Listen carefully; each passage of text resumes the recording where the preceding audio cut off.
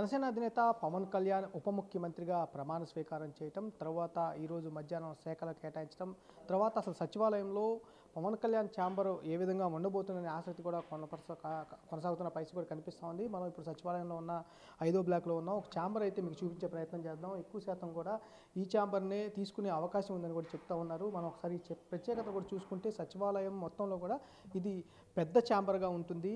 ఇది నారా లోకేష్ ప్రత్యేకంగా డిజైన్ చేయించుకున్న ఛాంబర్. ఇది 2017 నుంచి ఆయన మంత్రిగా పనిచేసిన అన్నాళ్ళు కూడా ఈ ఛాంబర్లోనే ఆయన పనిచేసిన పరిస్థితి ఉంది. ఓఎస్డీస్ కానీ వారందరికీ కూడా ఎక్కువ మంది ఓఎస్డీలు ఉన్నా వారికి సరిపడే ఛాంబర్స్ ప్రత్యేకంగా గదులను కూడా ఇక్కడ ఏర్పాటు చేయడం జరిగింది. మొత్తం వ్యవస్థ అనేది ఒక డిప్యూటీ సీఎంకి ఎక్కువగా స్టాఫ్ ఉంటారు. అలాగే కాకుండా పవన్ కళ్యాణ్ కూడా స్టాఫ్ ఎక్కువగా ఉంటారు కాబట్టి కంపల్సరీగా పెద్ద ఛాంబర్ అనేది సచివాలయంలో కావాల్సిన పరిస్థితి ఉంటుంది. కాబట్టి దానికి తగ్గట్టుగా ఈ ఛాంబర్ అనేది ఉండే అవకాశం ఎక్కువగా కనిపిస్తుంది. సచివాలయంలో ఉన్న అన్ని ఛాంబర్లో కూడా పెద్ద ఛాంబర్ అనేది ఇదే అని చెప్పుకోవచ్చు.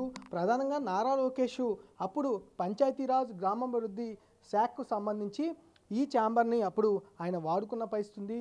ఎక్కువ మందిని ఆయన రిక్రూట్ చేసుకున్న పరిస్థితి. ఆయనకు సంబంధించి ఆయన కోసం అప్పుడు గతంలో ఆయన ప్రత్యేకంగా డిజైన్ చేయించుకున్న ఛాంబర్ ఇది. ఆయన శాఖ పరంగా అట్లానే కాకుండా ఆయనకున్న స్టాఫ్ పరంగా పెద్ద ఛాంబర్ కావాలి కాబట్టి ఈ ఛాంబర్ని గతంలో డిజైన్ చేసుకున్నారు.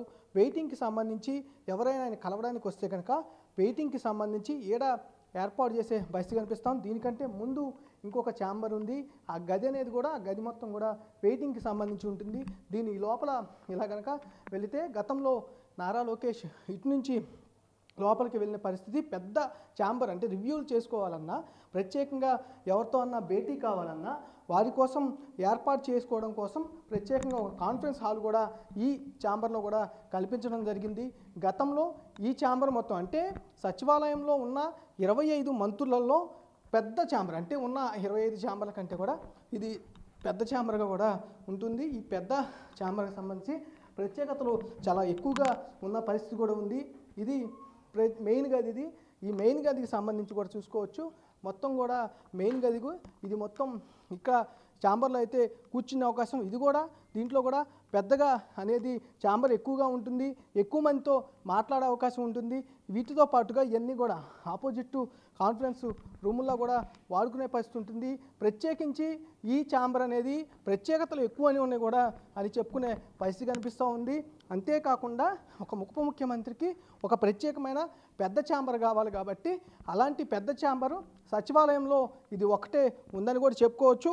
అందుకని ఇటు పవన్ కళ్యాణ్ కూడా ఈ ఛాంబర్నే తీసుకునే అవకాశం ఉందని కూడా ఎక్కువగా వినపడుతున్నాయి. ఓ పక్క నుంచి డిపార్ట్మెంట్ వైజ్గా చూసుకున్న ఈ ఛాంబరే కేటాయించే అవకాశం కనిపిస్తూ ఉంది.